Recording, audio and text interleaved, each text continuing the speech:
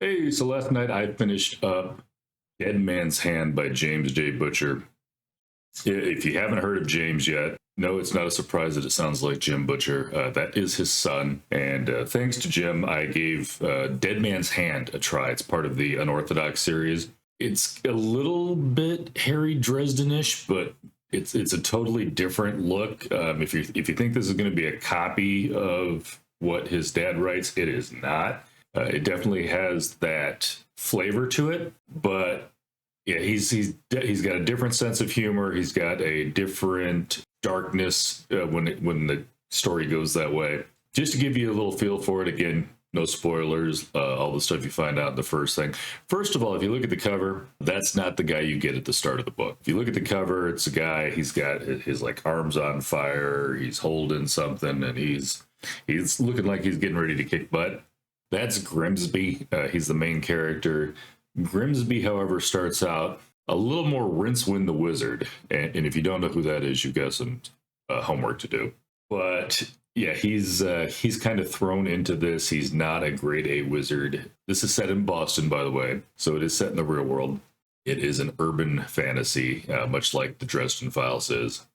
The difference is, from a world building standpoint, is that the world knows about they're called witches. So there's no secret that, there's no hiding the magic. Everybody knows that the magic goes on. But again, Grimsby didn't quite make the cut. He was trying to make what they call the department, which is where all the, strong, powerful wizards, or again, they call them witches in here. Sorry about that.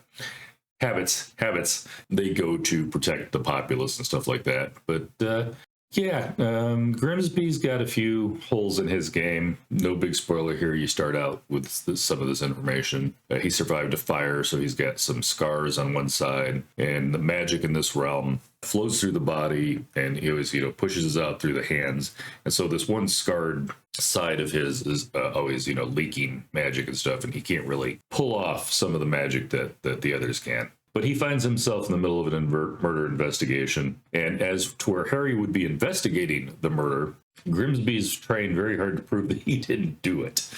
He's not a detective. He works at, I'm going to try to see if I can remember this because I listened to the audiobook, Mighty Magic Dave's Food Kingdom, which is about as horrible as it sounds.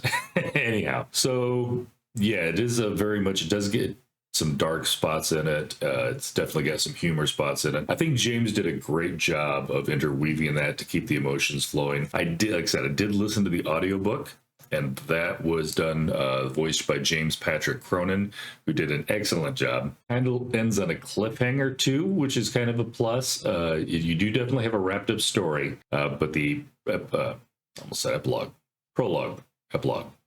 I have confused myself.